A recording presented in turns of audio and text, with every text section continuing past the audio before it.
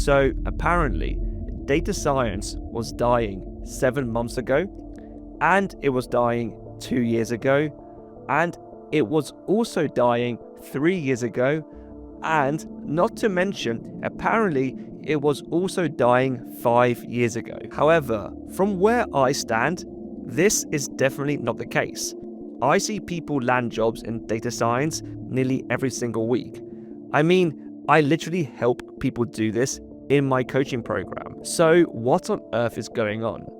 Well, in this video, I want to break down what the current state of the data market looks like, what it actually means to be a data scientist nowadays, and what you should be doing to land a job in this current climate.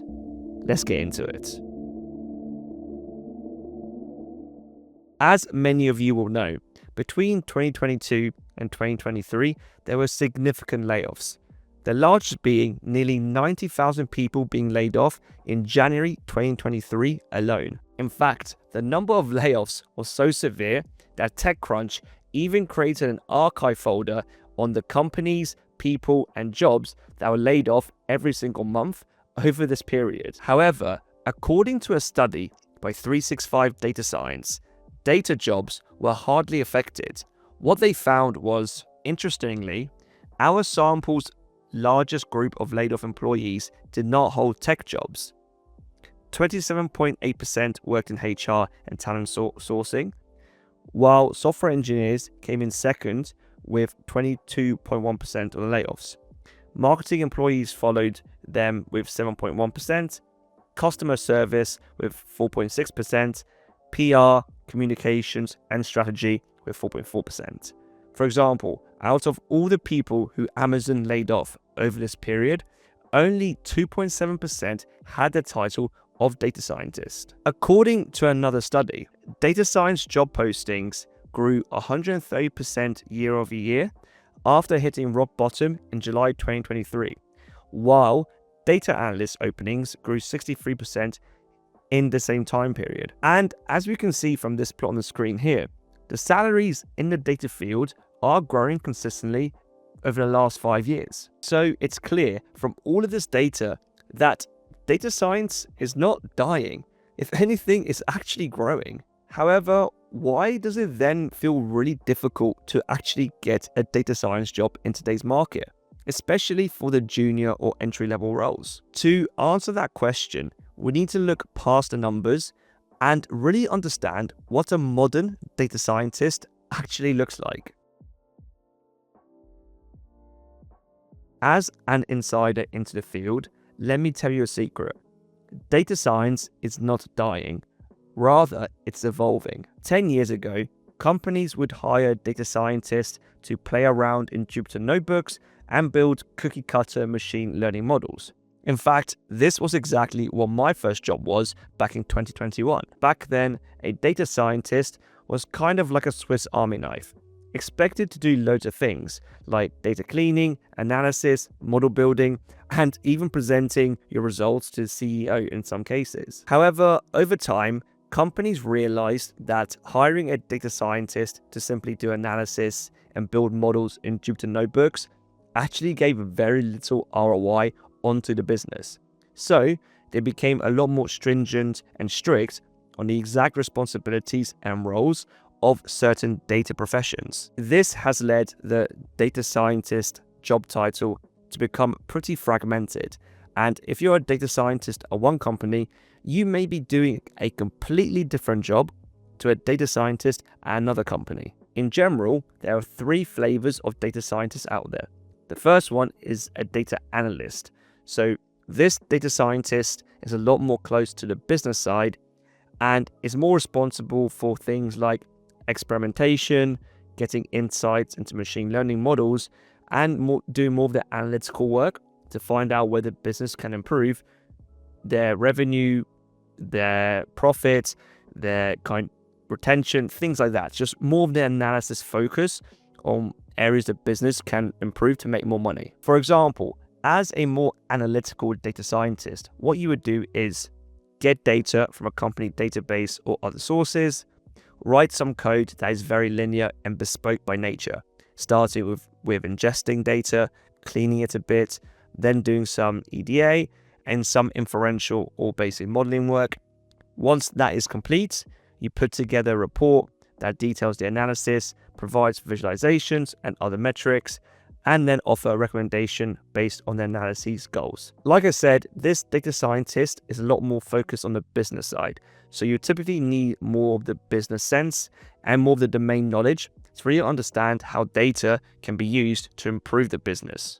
If you are looking to become a data analyst, then I recommend you check out 365's Data Analyst Career Track, who are kindly sponsoring this video. This career track will teach you everything you need to know to land your dream data analyst job, even if you're a complete beginner. It will start by teaching you the basics of data, Excel, SQL, and Python, and then move on to more advanced concepts like data processing and pandas. You will also build 6 projects to get real hands-on experience using all the skills, tools, and knowledge that the career track will teach you. 365 data science courses are accredited by leading industry bodies, and 9 in 10 of their graduates landed a new job in AI and data after enrollment. Some even at top tech companies like Microsoft, Apple, and Amazon. So as you can see, you'll be in great hands.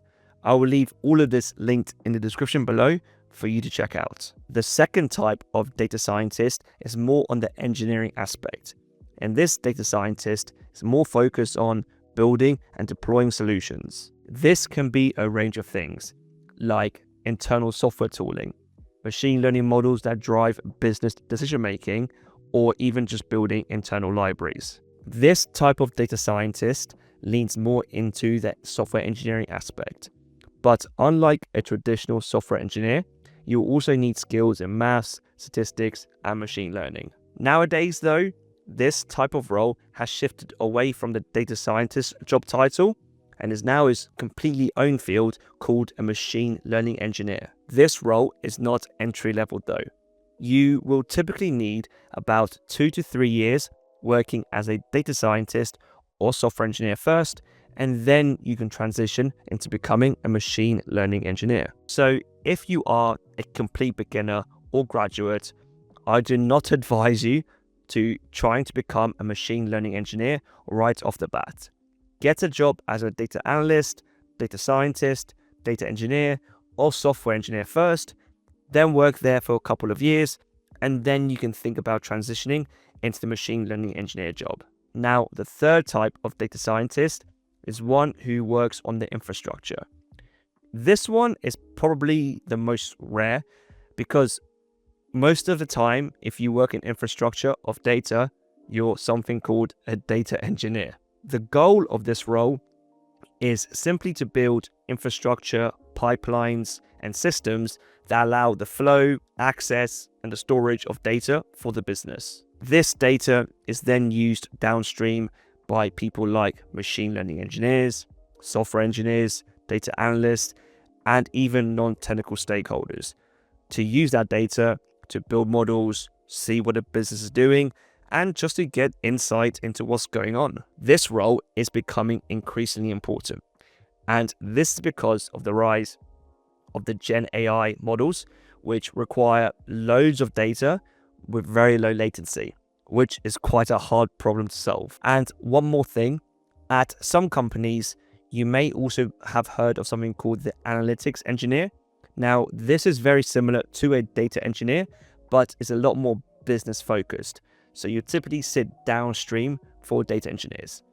I know this is like so confusing and there's so many job titles in the data family, but trust me, once you work in this field, they all kind of make sense, and you will also understand why they're all needed. A study published back in September 2025 has been making quite a few waves inside the data science and machine learning community. The study examined 285,000 companies between 2015 and 2025 and how the adoption of Gen AI has changed their hiring processes for junior and senior roles. I will say that this study didn't only look at data scientist positions, but every job within that company. so take some of it with a pinch of salt. On screen here, you'll see a very interesting plot, which shows the average employment versus time of junior and senior roles. You can see that for senior roles, the employment is increasing, but for junior roles, it was increasing, and then after the release of ChatGPT and this big Gen AI wave, you see that the hiring is kind of slowed down. If anything, it's become pretty flat. From what I've seen in the market and also from first-hand experience working in the field, this makes a lot of sense because a lot of the juniors' responsibilities is easier to automate.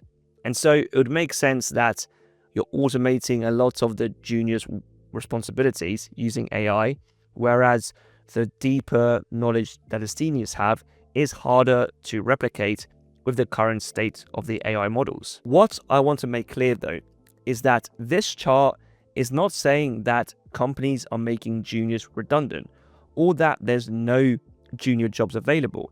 It's simply saying that the rate of hiring is staying flat for juniors, but is increasing for seniors.